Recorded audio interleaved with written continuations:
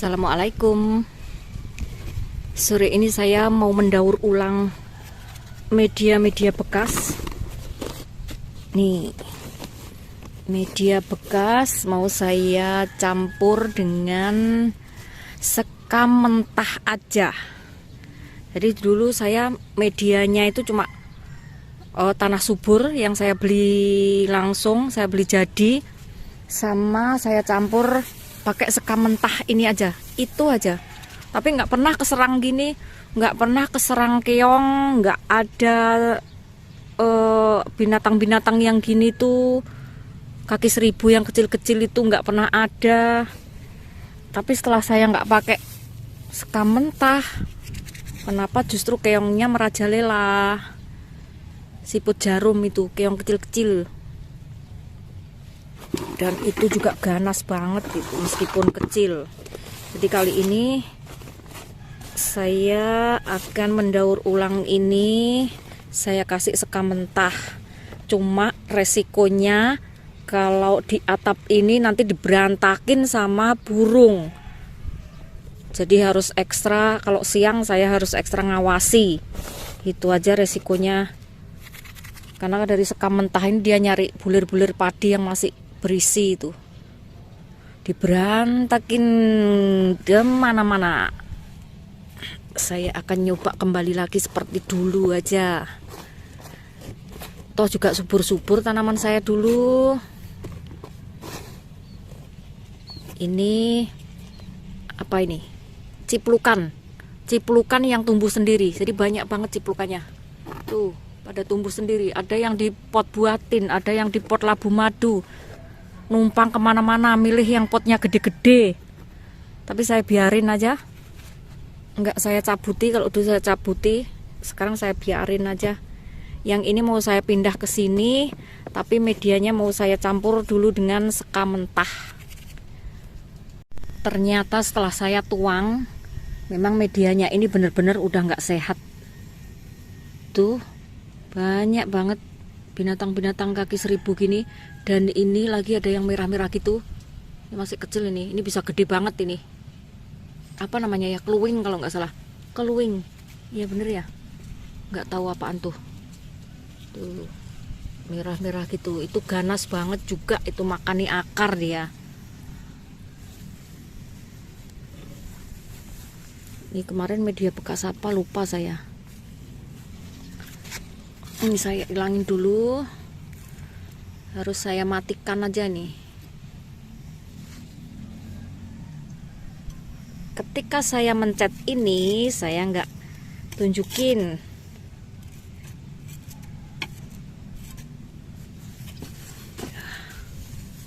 Saya campur sama sekam mentah.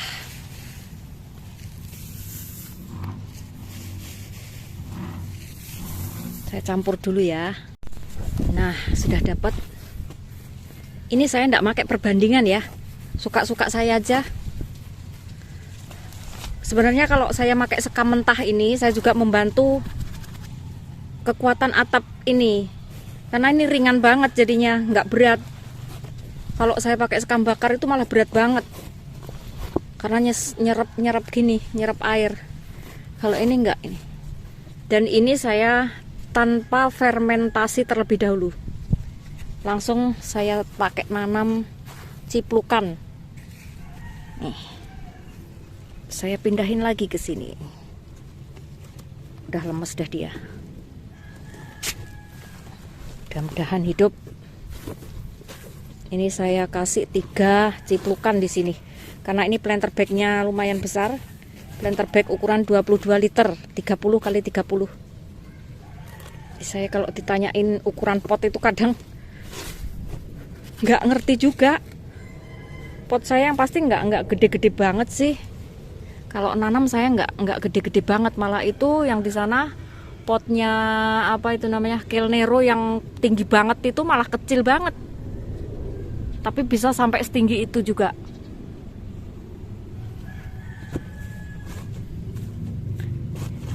Jadi saya nggak punya patokan ukuran pot, dan saya jarang lihat juga pot yang saya beli itu ukurannya berapa.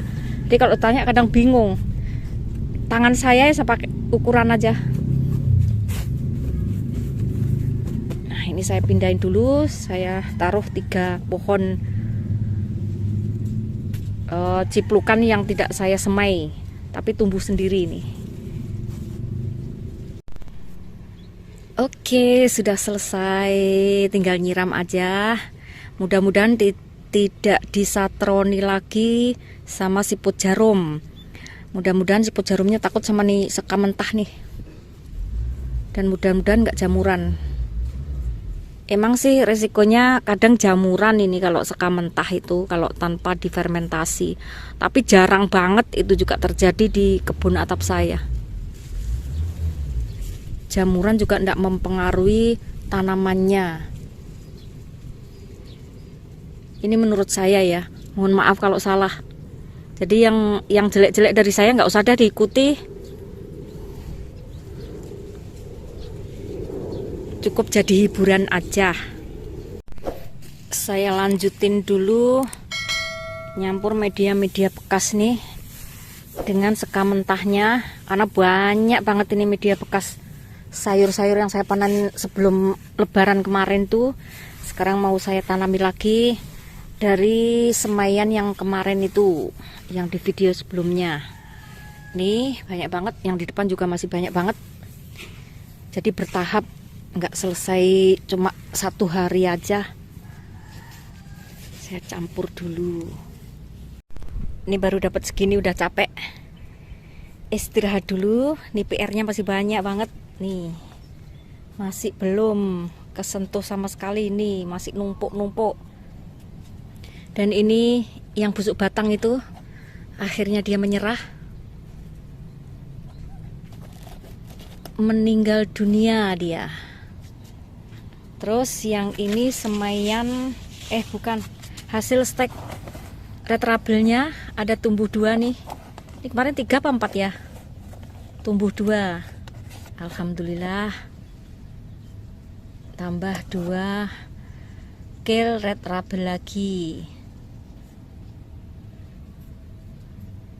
Yang ini hasil semaian Sam Hooking sebelum puasa terakhir kalau nggak salah ya. Sebelum lebaran itu ada yang tumbuh 3. Ini sudah saya pindah ke sini 1. Ini yang kedua. Yang ketiganya itu masih kecil banget, belum saya pindahin. Saya biarkan aja dulu di sini. Dan ini tulisannya udah hilang. Kalau pakai ginian hilang dah tulisannya. Udah nggak tahu lagi nih tanggal berapa lagi. Sam Hooking, Sam Hongking tulisannya. Katanya bacanya Sam Hooking gitu. Saya diketawain bacanya Sam Hongking itu.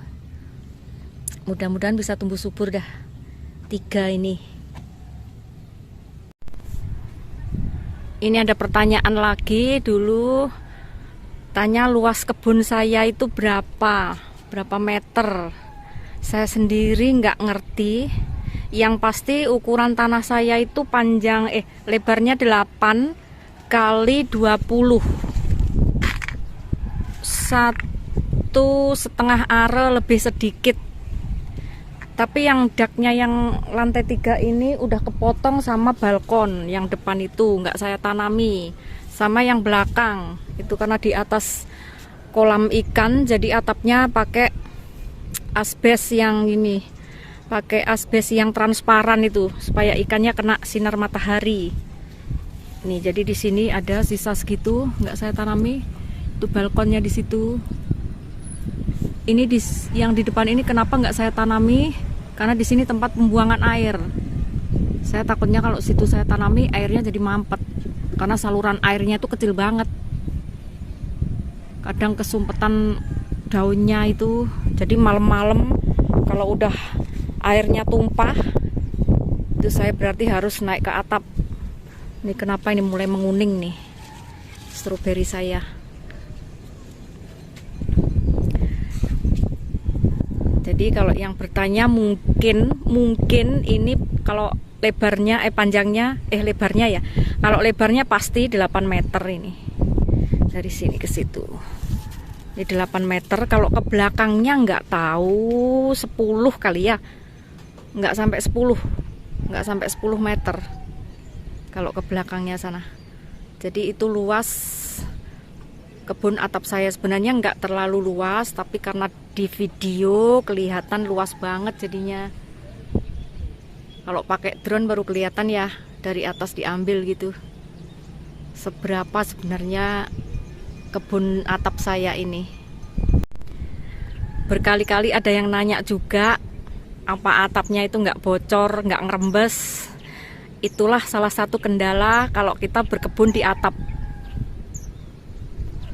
Saya percaya sekali kalau semua kebun atap pasti mengalami itu. Jadi air itu lubang sekecil apapun dia bisa ngerembes, bisa ngalir meskipun nggak sampai netes. Jadi nggak sampai netes, ngerembes pasti itu. Jadi sama aja kebun atap saya juga, yang lantai 2 itu atapnya, daknya ini ngerembes. Ini seharusnya sebelum musim hujan, jadi menghadapi musim hujan itu harus dicat pakai ini, apa namanya, pakai apa ya, cat waterproof itu, apa, no drop gitu ya, apa dah, merek apa aja dah, saya nggak ngerti yang gitu-gitu. Jadi ini harus dicat pakai gitu sebelum ini, sebelum apa namanya, sebelum musim hujan itu. Karena namanya semen, kalau kepanasan, kehujanan, pasti dah ada retak-retaknya dikit, itu pasti. Dan itu tempat yang bagus banget untuk air ngerembes itu.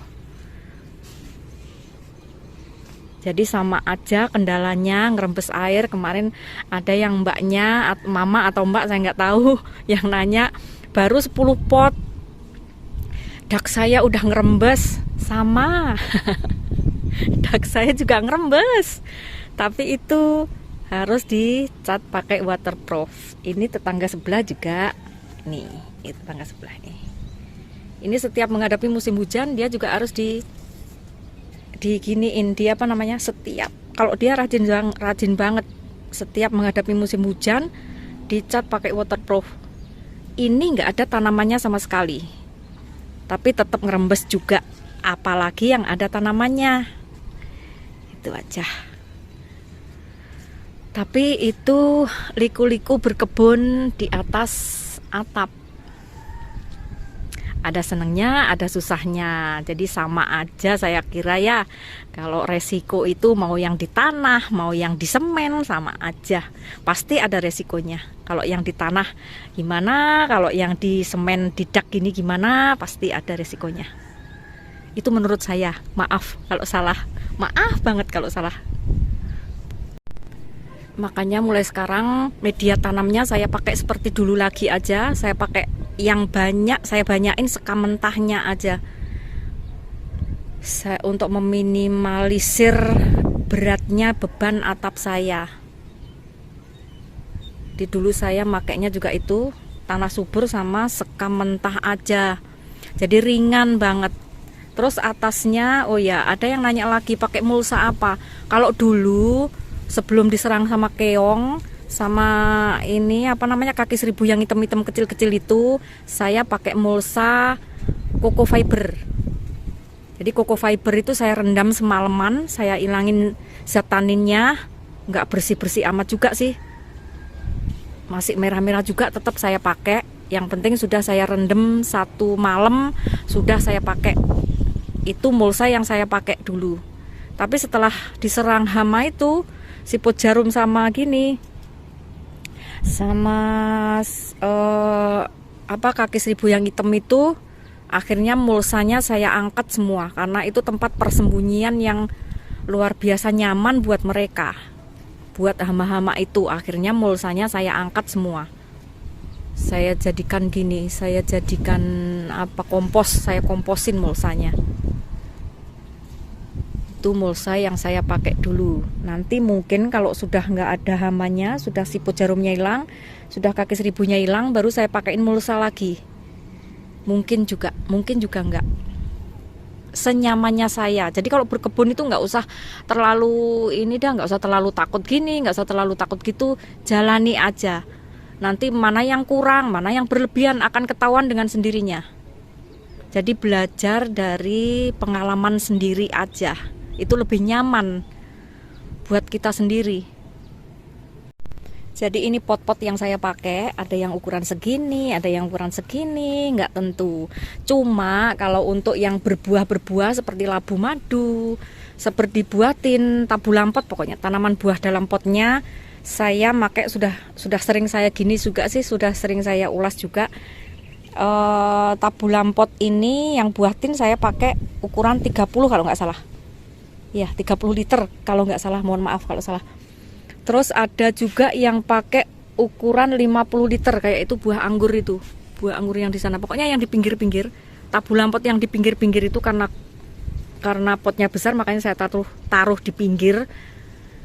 Saya berpikir kalau daknya lebih kuat kalau di pinggir. Itu saya taruh di pinggir-pinggir itu, ukurannya 50 liter. Yang ini untuk buah labu madu, karena ini berbuah juga, saya pakai planter bag sama ketimun juga, sama markisa juga. Saya pakai planter bag ukuran 22 liter, 30 kali 30. Itu ukuran pot yang saya pakai. Kalau untuk yang lain, ini misalnya, kering banget belum saya siram nih. Sayur. Karena sayur saya kemarin nggak kepikir kalau dia bakalan tumbuhnya setinggi ini. Tuh, tinggi banget, lebih tinggi dari saya. Saya tingginya 154 apa 155 kalau nggak salah. Jadi ini lebih tinggi dari saya. Ini pakai potnya cuma segini aja. Kecil banget, kecil. 1 kil lebih sedikit. 1 kil tangan saya lebih sedikit. Tingginya 1 kil, nggak ada 1 kil tingginya itu. Nih, potnya cuma segitu aja. Tapi alhamdulillah bisa sampai setinggi ini juga. Nih, tinggi-tinggi banget nih. Yang ini bisa sampai segede ini gini juga. Jadi tergantung kita ngasih pupuknya aja sih. Kalau rajin ngasih pupuk, insya Allah ya subur, ya bertahan sampai usia dia gitu. Kalau nggak rajin ngasih pupuk, ini sudah jarang-jarang saya kasih pupuk. Dulu saya rajin banget ngasih pupuk, sekarang saya udah agak longgar. Istilah halusnya longgar, istilah kasarnya males. Jadi saya sudah agak males, jadi gini ya, mengecil. Tuh lihat, daunnya aja segini, kecil. Tapi ini saya pertahankan karena ini saya nyemainya dari benih. Dan ini pertama kali saya tanam, Kilnero yang pertama kali saya tanam. Tuh, potnya kecil-kecil. Dulu saya mikirnya karena ini sayur, jadi saya pikir usianya cuma sebentar aja. Ternyata Masya Allah sampai segini tingginya. Dan namanya bercocok tanam itu kadang juga ada yang subur, kadang ada yang nggak subur, ada yang menguning, ada yang mengering, ada yang meninggal dunia, ada yang berumur panjang. Jadi saya kira juga sama aja, yang namanya menanam pasti mengalami itu semua. Jadi nggak usah takut deh kalau mau menanam. Enjoy aja, nyantai aja, nggak usah terlalu dipikirin. Anggap ini hiburan. Kalau menghasilkan, Masya Allah, Alhamdulillah. Kalau nggak menghasilkan berarti bukan rezeki saya, gitu aja. Ini contohnya, stroberi saya banyak banget, subur-subur banget. Ada juga yang nggak subur sih. Nanti saya kena protes nih. Ada juga yang menguning. Tapi subur-subur sekali yang di sana itu. Yang berbuah cuma beberapa aja. Padahal pupuknya sama, medianya sama, potnya juga sama, potnya segini kecil-kecil aja. Tapi yang berbuah cuma sedikit aja. Ya nggak apa-apa. Mau hijau aja saya udah bersyukur. Karena mata saya jadi enak memandangi dia. Dan dia juga menghasilkan oksigen. Atap saya jadi menghijau. Itu sudah Masya Allah, sudah Alhamdulillah. Kalaupun berbuah itu bonus yang berlebih sekali buat saya. Kayaknya saya terlalu menghibur diri ini ya. Ya juga sih. Ya emang seneng sih kalau berbuah itu, Masya Allah, yang ditunggu-tunggu kan memang itu. Tapi jikalau tidak mau berbuah juga, dia sudah menghasilkan oksigen, dia sudah memanjakan mata saya karena hijau daunnya, dia sudah menghijaukan atap saya. Itu sudah Masya Allah, Alhamdulillah. Itu tadi jawaban dari pertanyaan-pertanyaan. Mungkin ada yang belum saya jawab, mungkin ada yang ketinggalan karena di video-video belakang-belakang itu saya nggak pernah lihat juga. Kalau ada pertanyaan-pertanyaan yang kelewat, mohon maaf, sekali lagi mohon maaf. Itu sekilas yang saya baca, jadi ada pertanyaan-pertanyaan seperti itu dan saya jawab di sini.